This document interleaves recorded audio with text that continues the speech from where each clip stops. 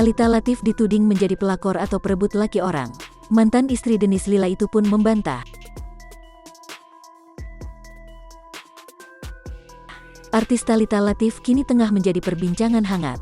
Ia dituding menjadi perebut laki orang atau pelakor. Hal itu berawal dari postingan yang diunggah akun Instagram @playitsafebapiofficial. Postingan tersebut berisi tulisan seseorang yang menyebut suami temannya intens berkomunikasi dengan wanita berinisial TL. Mereka bahkan berkomunikasi hingga pagi hari. Tak hanya itu, keduanya diduga sempat menginap bersama. Inisial TL menjadi ramai dibahas. Nama Thalita Latief pun ikut terseret. Menanggapi hal itu, Thalita memilih santai.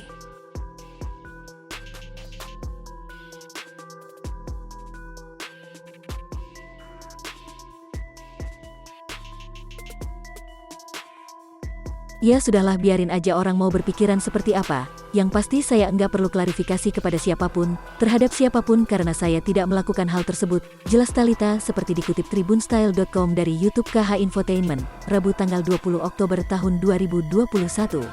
Kendati demikian, Thalita tak memungkiri sempat kaget saat namanya dikaitkan dengan pelakor. Wanita yang bercerai dari Dennis Lila pada Juli tahun 2021 lalu itu mengaku sampai dihubungi oleh sejumlah pihak.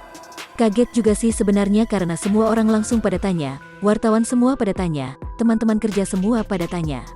Semuanya, "Are you okay?" Sampai aku kayak, emang kenapa gue? Enggak kenapa-kenapa, tapi ya susah lah karena kita kan enggak bisa bikin semua orang suka sama kita, jadi ya udah. Yang pasti enggak ada apa-apa, itu enggak benar, tambahnya. Thalita mengaku kenal dengan pihak yang dituduh dekat dengan dirinya. Ia pun menegaskan bahwa orang tersebut hanya sebatas teman. "Aku kenal, emang teman baik aku. Terus aku cuma bilang kayak harus klarifikasi aja sih, ini kan menyangkut nama saya. Apa yang terjadi nanti atau bagaimana, ya itu nanti. Yang penting sekarang ini bener enggak, kalau enggak bener ya udah," terang Thalita.